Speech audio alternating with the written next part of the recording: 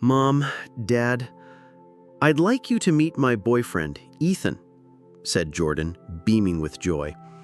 He's such a great guy, kind and smart, with warm brown eyes, dark hair, and a smile that lights up the room like a sunny day. I'm sure you'll love him right away, because he's the one who makes me truly happy. Nice to meet you. I'm Michael Thompson, Jordan's dad, replied a middle-aged man with graying temples, a stern gaze but a warm smile when it came to family. I'm glad to meet the guy my daughter's been raving about. Ethan, it's great to hear about you, added Ethan, smiling. Jordan told me so much about her family, and you guys sounded like the perfect, caring parents who always support her in everything. Sorry? Who? Jordan? Asked Jordan's mom, a slender woman with a soft voice and kind eyes, looking confused. That's our daughter, Jordan, with long chestnut hair, striking green eyes, a slim figure, and a confident walk, always dressed stylishly in trendy jeans and blouses. Mom, did you forget to warn him about this? Snapped Jordan, her voice sharp with frustration. Jordy, I'm sorry. I thought you'd already explained it to him to avoid this awkwardness. I don't get it. Who's Jordy? That name sounds so weird. It doesn't suit you at all. Jordan had hated her name since childhood. It felt too harsh, like a label that didn't reflect her femininity. She always dreamed of legally changing it to something softer, more melodic and appealing, like Mila, which sounded like music to her ears.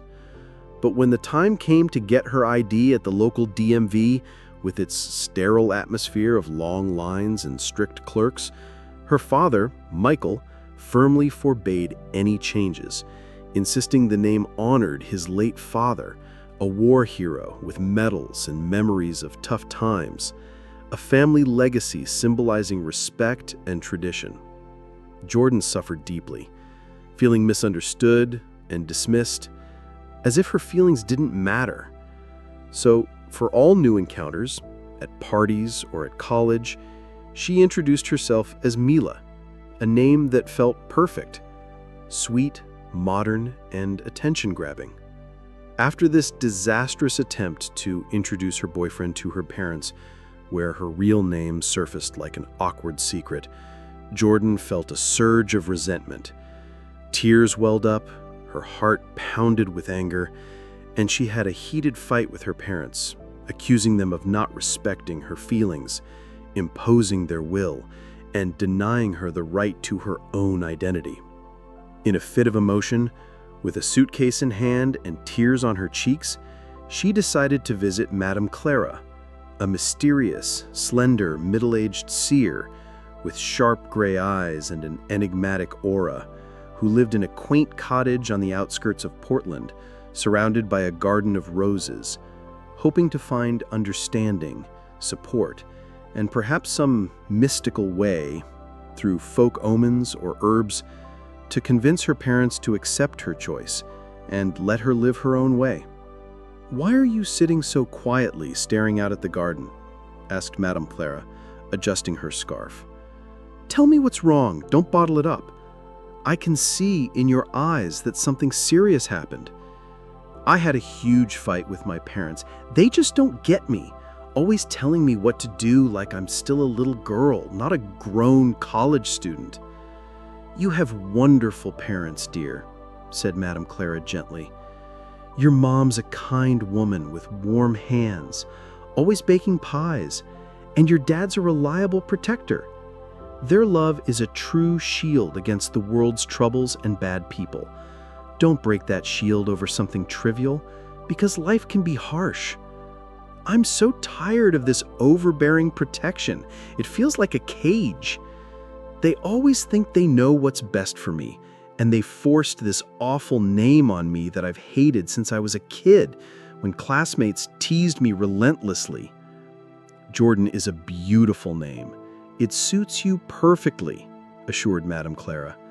Trust me, you'll come to appreciate it in time. It carries your family's strength. Here, hold this herbal charm. Feel its energy, its warmth. Then, give it back so I can see something. I don't want to be called that name my whole life, protested Jordan. It makes me feel less feminine, like I'm not myself. I keep hearing nicknames like Jordy or Jordo, like I'm some tomboy, not a girl with dreams of beauty and romance. I even planned to change my name at the DMV, but Dad wouldn't let me. He went with me, stood there, and made sure everything was done his way, not letting me say a word. For him, it's a matter of principle, because he named me after his father, and that's sacred to him, like a family heirloom. I see in your eyes an aura that you've been using someone else's name, trying to escape who you really are, noted Madame Clara, studying her intently. Yeah, I have. I have a close friend named Mila. We met at college during lectures. She's a tall blonde with a dazzling smile, always in fashionable dresses, moving with confidence.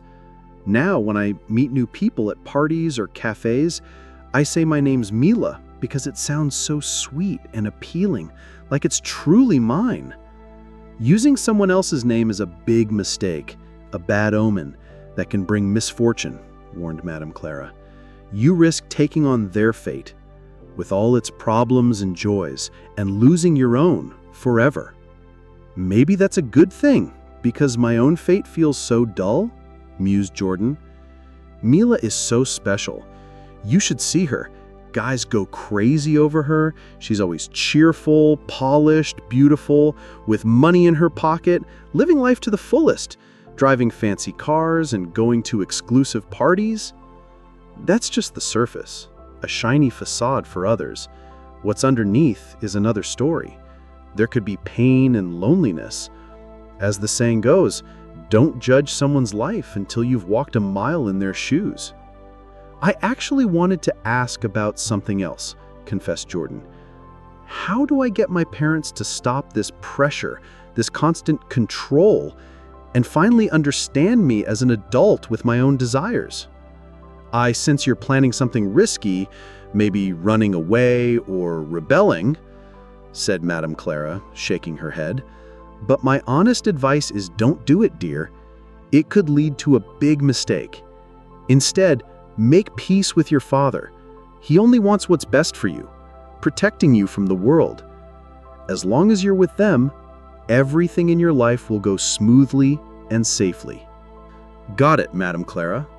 Thanks for the wisdom and the herbal tea, but I'm sure I'll figure things out on my own. I'm strong. Good morning, Mom, said Jordan, feeling the warmth of her mother's hug and the smell of fresh coffee. Have you seen my phone charger? I can't find it anywhere among my stuff. No, honey, maybe check your room, replied her mom, pouring coffee. Morning, my princess with the sunny smile, teased her dad. Maybe today we'll call you Isabella, or some other romantic name from a book. Stop it, Dad. It's not funny. I'm skipping breakfast. I'll eat at college so I don't miss my classes. And whose money are we using to have fun and waste time partying? Asked her dad sternly. I have a daughter named Jordan, and I'm ready to support her in everything, give her money for school and hobbies, but for some Mila or other made-up names, I've got nothing, because that's not my kid. I don't need your handouts or your control. I'll manage on my own, retorted Jordan sharply.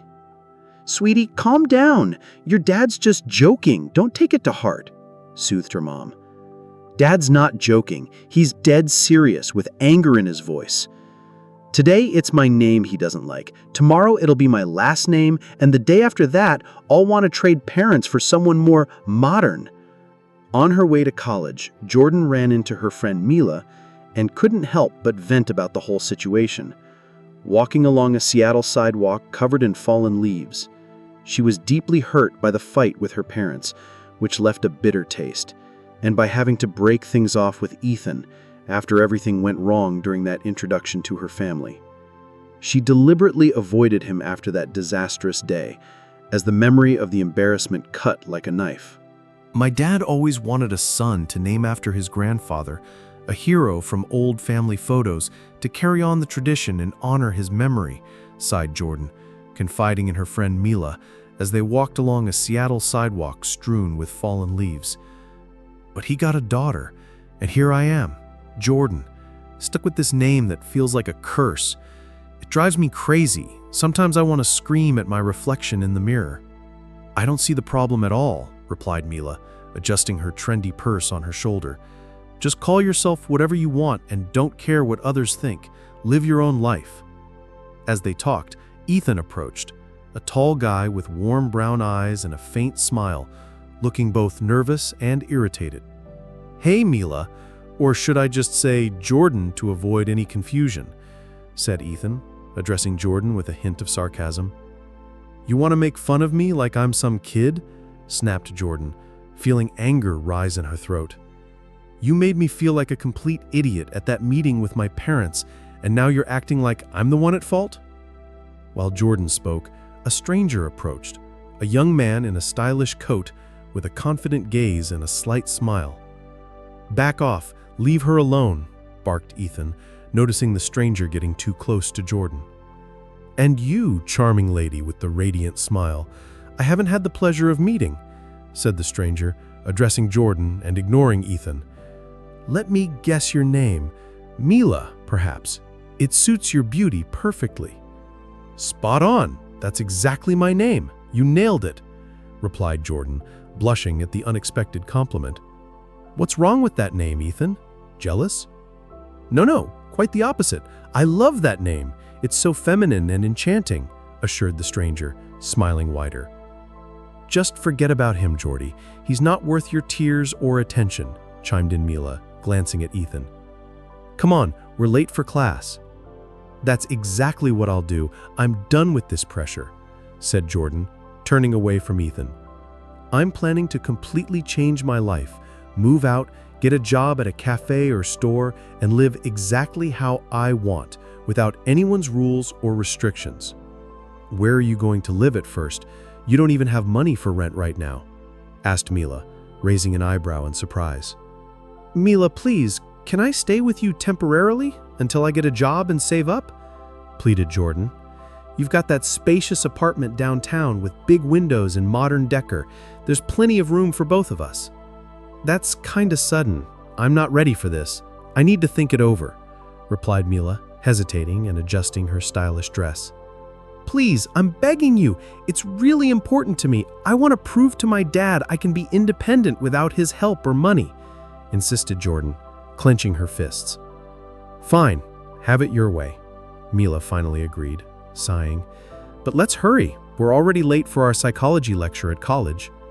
The next day, Jordan packed her things into a suitcase, trying not to cry from nerves and doubts, stuffing in her favorite dresses, books, and laptop. She moved to Mila's place, leaving only a short note on the kitchen table for her parents, pouring out her resentment and desire for freedom. So, do you rent this apartment? Or is it yours with that balcony and view of the park? Asked Jordan, admiring the chic interior with designer furniture. Not exactly, replied Mila, fixing her hair in front of a mirror. I have a guy, a sponsor, an older businessman with gray hair and an expensive suit. He buys me things like bags and clothes, gives me money for expenses, and covers this apartment, paying all the bills. I was sure your parents were loaded, maybe with a mansion in the suburbs, said Jordan, surprised. Nope, nothing like that, denied Mila. It's just my mom, and she doesn't care about me at all. We've lived apart and barely talked since I was a kid. It's been tense. You going somewhere night? You look all dressed up with that makeup, asked Jordan, noticing Mila picking out jewelry. I got invited to a romantic movie date at a fancy theater, replied Mila, trying on earrings. I'm deciding which dress to wear to look stunning, red or black. This one's gorgeous, a real gem with sparkles, so it's settled. I'm heading to the bathroom to change. Don't get bored. Make yourself at home. Use whatever you need, added Mila, rushing off. That necklace is so pretty and elegant, with a diamond, probably a gift from your sponsor, worth a fortune, right? Asked Jordan, eyeing the piece on the table. Yeah, that's the one, said Mila, snatching it up. Hand it over. It's not for you. It doesn't match your style. Better for me." "Mom, don't worry about me. I'm totally fine and safe," said Jordan, over the phone, standing by the apartment window. "I'm not coming back home. No way. Tell Dad his money's not needed anymore. I'm independent. I've spent my whole life following his whims, doing what he wanted, but now I'm finally doing what I want, on my terms. I'm Mila, and remember that forever. It's my new identity." At first, life without her parents felt like true freedom. Jordan reveled in her independence, wandering Seattle late at night, hitting up cafes and parties, but deep down she missed Ethan, his hugs, his jokes, though she held a deep grudge for how he reacted to the name situation. "Hey there," said Ethan, running into her near the college campus, flashing his familiar smile. "Hey, what, found someone new to mock?" replied Jordan, crossing her arms. "I don't get why you're so mad at me," said Ethan, frowning. "You're the one who lied to me, not the other way around, hiding your real name from the start. Jordy's cute and unique. Why don't you embrace it? It makes you special," he added, softening his tone. "It's not cute to me. It drives me nuts," snapped Jordan, raising her voice. "I'd like my boyfriend, if I mean anything to him, to understand my feelings and support me, not laugh. And I thought my girlfriend, if she cared about me, would be honest and tell me the truth, no secrets." "I'm done with your accusations," shouted Jordan. "Are you going to hold this over me again like I'm some criminal?" After that heated argument, Ethan tried calling Jordan a few times, hoping to make up, but she stubbornly ignored his calls and messages, deleting them without reading. "Madame Clara, I came for advice because I don't know how to handle this mess in my life," said Jordan, sitting at a table in Madame Clara's cottage. "You ask for advice but never listen. Stubborn as a mule," replied Madame Clara, adjusting her glasses.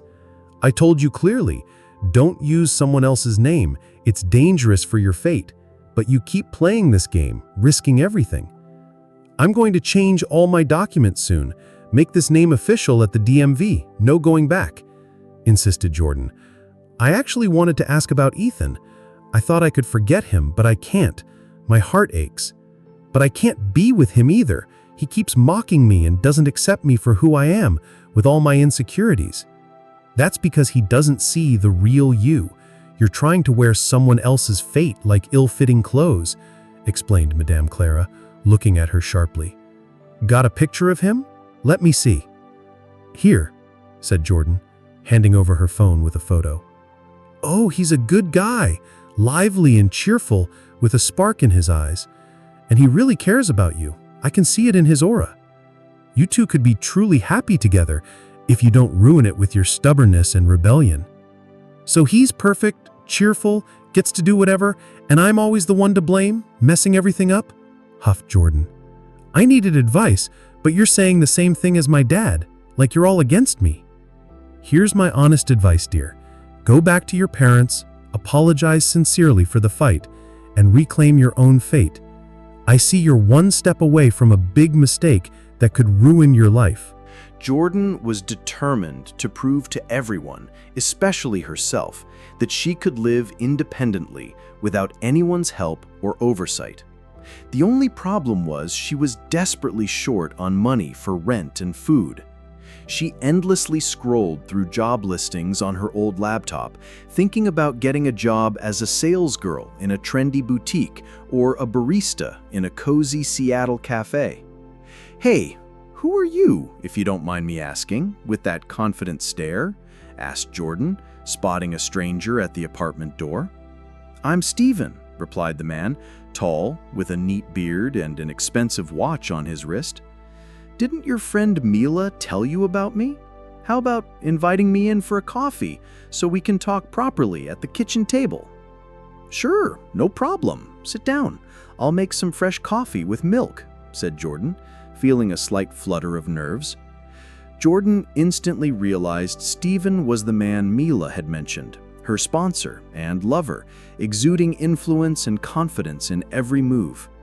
"By the way, what's your name, beautiful, with those green eyes?" asked Steven, settling at the table. "Mila. That's my name, like my friend," replied Jordan, slightly flustered. Don't worry, I won't be here long. I'll find a job soon and move to my own place, so I won't interfere with your life. No big deal, it's all good. Just relax and enjoy, assured Stephen, smiling. What do your parents think about you living here, away from them? I don't really have parents, just an aunt, but she lives far away, out in the countryside. Here's your coffee, fresh and hot with milk. Got any plans for work yet? Maybe a resume? Asked Stephen, taking a sip. Not sure yet. Maybe I'll be a waitress at a cafe or restaurant with good tips. I'm convinced a pretty girl like you, with your charm, could do much better than waitressing, said Stephen, leaning closer with a sly grin. I could help you out, introduce you to some people, get you a gig with great pay, maybe modeling or event hosting. Jordan felt uneasy at his tone, but brushed it off, thinking he was just being friendly. Over the next few days, Stephen visited Mila's apartment often, always charming and generous, bringing gifts like designer scarves or expensive wine. But his attention increasingly focused on Jordan, making her uncomfortable with his lingering looks and overly personal questions. One evening, Mila was out, and Stephen showed up unexpectedly. Mila's not here, but I thought we could hang out, get to know each other better, he said, stepping inside without waiting for an invitation. I don't think that's a good idea, said Jordan, backing away. I'd rather you leave until Mila's back. Come on, don't be so cold, Stephen pressed, his voice smooth but insistent. You know how this works. I can make your life a lot easier. Money, connections, whatever you need. Jordan's heart raced with fear. Get out, now, she said firmly, grabbing her phone. I'm calling Mila.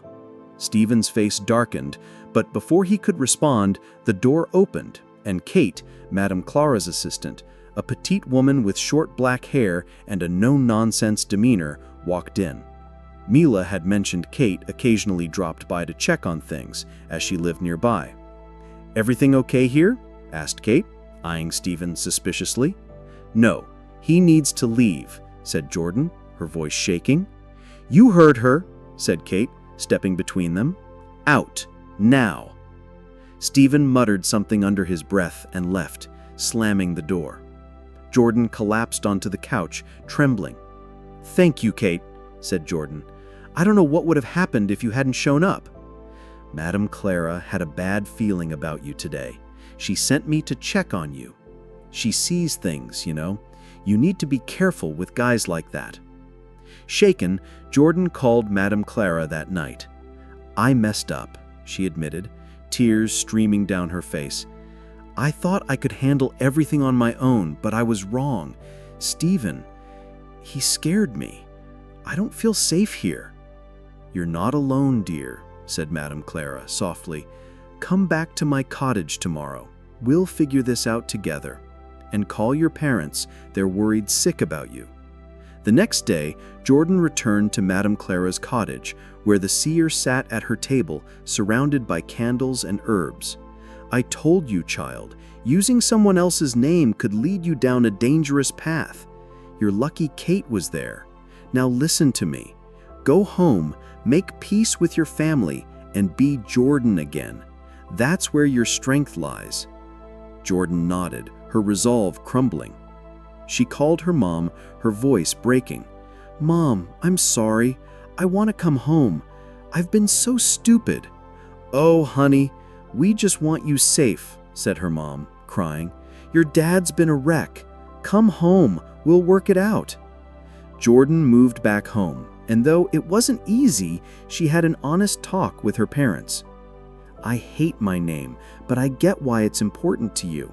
Can we find a way to make it work for both of us? Michael softened. I never meant to hurt you, Jordan. Maybe we can find a middle name you love, something that feels like you. Jordan also reached out to Ethan, meeting him at a cafe. I'm sorry for shutting you out. I was confused, trying to be someone I'm not. My real name's Jordan, and I'm working on accepting it. Ethan smiled. I like Jordan.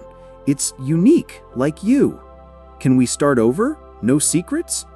Jordan nodded, feeling lighter.